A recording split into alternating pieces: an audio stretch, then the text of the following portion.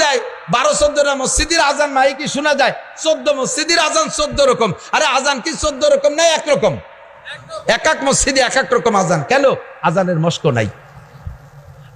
আল্লাহু আকবার, আল্লাহু আকবার, আল্লাহু আকবার, আল্লাহু আকবার, আশহাদু আল্লা ইলাহা ইল্লাল্লাহ, আশহাদু আন্না লা ইলাহা ইল্লাল্লাহ।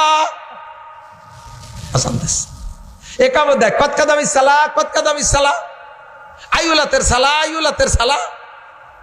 মৌলানা মুজিবুর রহমান যুক্তিবাদী কইছিল এক মস্কারি গল্প। গেছি লন্ডন যাই এক মসজিদে দেই যে নামাজ পড়তে ঢুকছি, মসজিদে যে একামত দিচ্ছে, তো একামতে হাইয়ালাল ফালা যা কইলো তাতে শোনা যাচ্ছে হালার বোথালা। পরে নামাজের পরে ওরে ধরছি, তোর বাড়ি কোন জায়গা? পরে আমার বাড়ি বাংলাদেশের সিলেট। তো একামতে কি কলি? এই হাইয়ালাল ফালা কলি না হালার বোথালা কলি? যা কই তা কই, তাই 1 লাখ টাকা বেতন। তো জীবন ভরে 1 লাখ টাকা বেতন খাইলা আর হাইয়ালাল ফালাটা ঠিক করে বলা শিখলে না। এর ভিতরে একামত বলতে মস্ক বলতে বললে 90% পাবলিক একামত ফেল করবেন। আমি একটা একামত মস্ক করাই।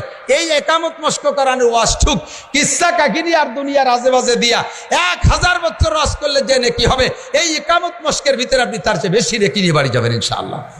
রাজি আছেন তো ইনশাআল্লাহ? একামত দেবেন, এদিক তাকান। আজানে পড়তাম দুই শব্দ একসাথে, আল্লাহু আকবার, আল্লাহু আকবার। বার করে টানলে আজান গলত, ওই আজান আবার দিতে হবে।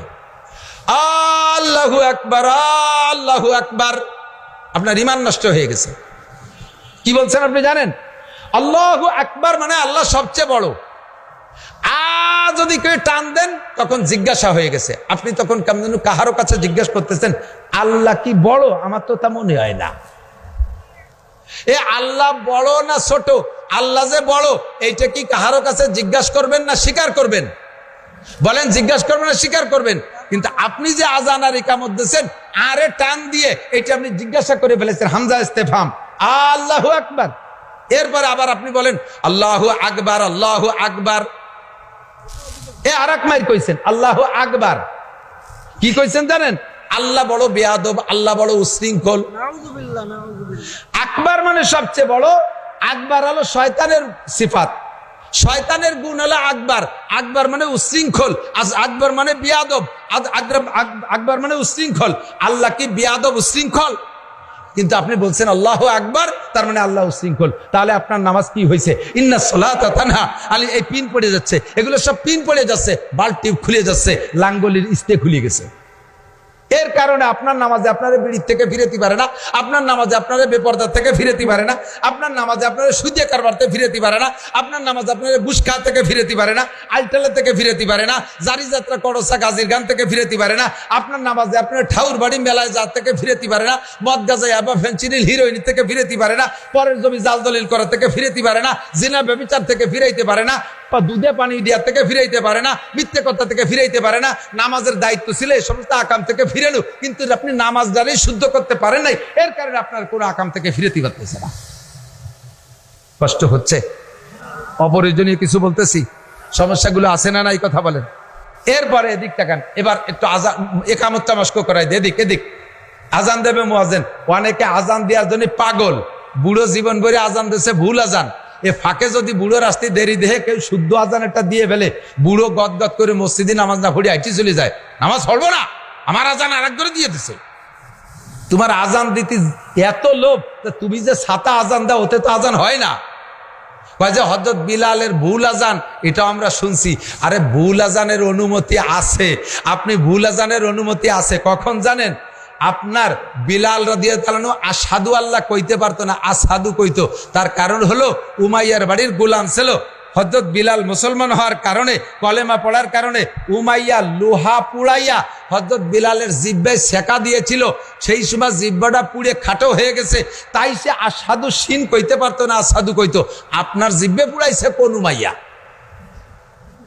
এরপরে বিলাল 23 বছর নবী পাকের পিছনে পিছনে ঘুরে মস্ক করছে, তারপরও পারে নাই। আপনি কয়দিন মস্ক করছেন? আপনারে মস্ক করতে যদি মসজিদি তবলিগ আইছে, যদি বলি যে কাকা মসজিদি যেন মস্ক আছে, কয় যে না আমার হলো মাজায় ব্যথা, বসে থাকতে পারি না, চার দোকানে ঘন্টার পর ঘন্টা বসে থাকবে, মসজিদে যাইতে পারে না, তবলিগে যে মস্ক করতে পারে না, হুজুরি কাছে মস্ক করতে পারে না। আপনাকে বিনা মস্কে এই যে ভুল আজান দিয়ে যাচ্ছেন, এই আজানের বিনিময়ে আপনি কিচ্ছু পাবেন না কিয়ামতের ময়দানে। একামতটা শুদ্ধ করে দেন। একামতের 4 শব্দ এক নিঃশেষে, প্রথম 4 শব্দ এক নিঃশেষে। আমি বলবো, আপনারা একটু বলবেন আল্লাহু আকবার, আল্লাহু আকবার, আল্লাহু আকবার, আল্লাহু আকবার। একটু দেন না।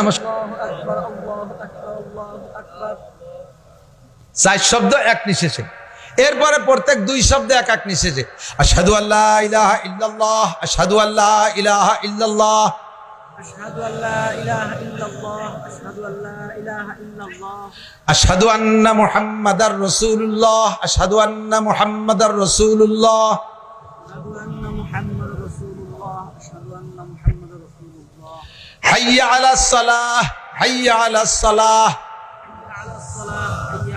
অনেকে কয় হাইয়া আলাস সালাতে, হাইয়া আলাস সালাহ, এতে হবে না। হাইয়া আলাস সালাহ, হাইয়া আলাস সালাহ। অনেকে কয় হাইয়া আলাল ফালাহ, হাইয়া আলাল ফালাহ, মাঝে একবার হাই কে একটা গাই দেয়, এই গাই হবে না। হাইয়া আলাল ফালাহ, হাইয়া আলাল ফালাহ। কদ কামাতিস সালাতু, কদ কামাতিস সালাহ, তাই নাকি? কদ কামাতিস সালাহ, কদ কামাতিস সালাহ।